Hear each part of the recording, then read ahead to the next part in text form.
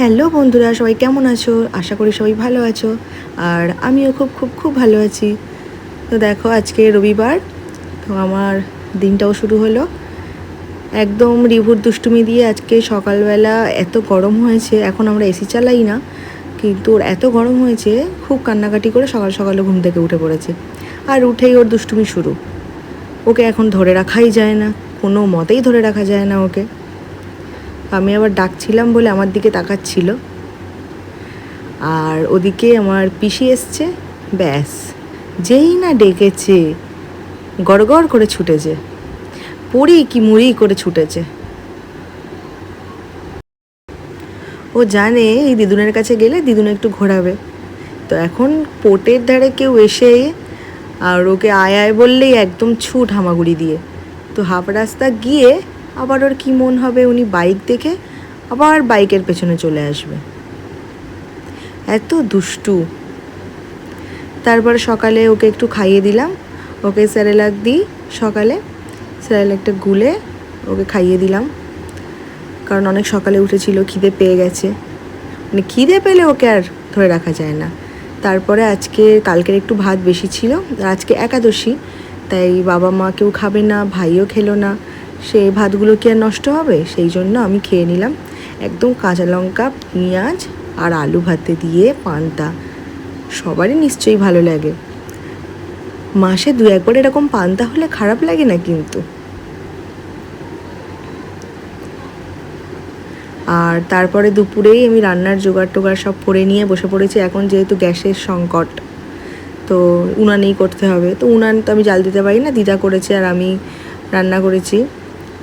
আজকে একাদশী, তাই মাকে বললাম যে তোমায় করতে হবে না, আমি রান্নাটা আমিই করে নিচ্ছি, কারণ আবার এইসব ঘেঁটাঘুঁটি করবে, সেই জন্য মাকে আসতে দিইনি।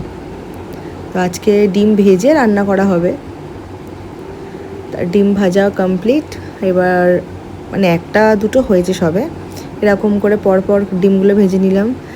মাত্র 4 জন, আমি আর আমার ভাই, তোমাদের দাদা ভাই আর আমার দিদা, আমরা এই 4 জনই খাবো।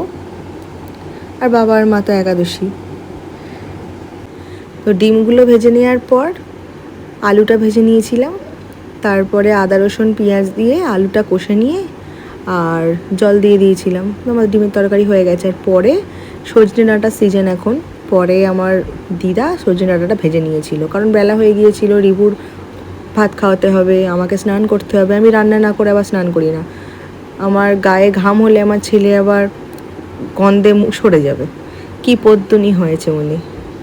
তো এই যে জল টল দেওয়া রেডি, এবার ডিমগুলো দিয়ে ঢাকা চাপা দিয়ে দেবো, দিয়ে আমি স্নানে চলে যাব। তার আগে যেটা রেগুলার রুটিন, সেটা তো আমাকে করতেই হবে। তবে আজকে উপটানটা একটু কাঁচা দুধ দিয়েই মেখেছিলাম। এরপর স্নান সেরে রিভুর ভাত করে নিয়েছিলাম। তারপর এই যে একাদশীর জন্য করেছে, শসা কুচিয়ে রেখেছে, আর ওই যে সাবুর ফ্রাইড রাইস টাইপের করেছে, ওটা পিষি দিয়ে গেছিলো। আর আমার মা এখানে আলু সিদ্ধ করেছে, শসা কুচিয়ে নিয়েছে, আর আজকে রাঙা আলু আর আলু দিয়ে একটা তরকারি করেছে। কিছু তো দেওয়া যায় না, সিম্পল। আর এখানে আম কোচানো ছিল।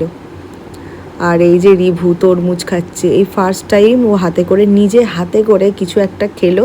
মানে তরমুজের সাইজটা ভালোই বড় ছিল, কিন্তু ও কুটকুট কুটকুট করে খেয়ে খেয়ে এরকম সাইজে এনে দিয়েছে। তো এই প্রথম এরকম হাতে ধরে ও কিছু খেলো এইভাবে নিজে নিজে,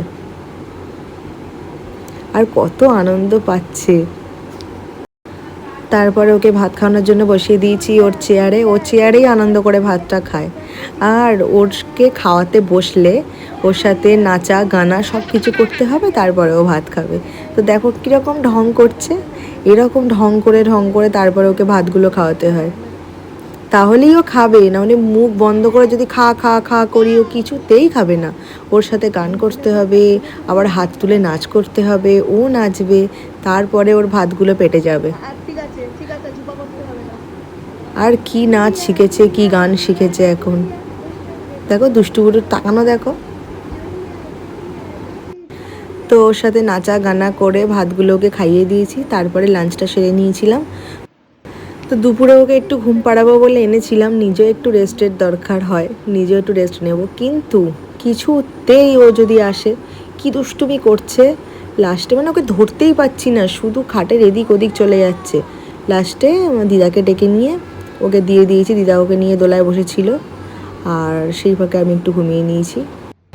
দুপুরে না ঘুমালে আমার প্রচণ্ড মাথার যন্ত্রণা করে, জানি দুপুরে ঘুমানোটা ঠিক না, কিন্তু আমার প্রচণ্ড মাথা ব্যথা করে, তাই জন্য আমাকে ঘুমাতেই হয়।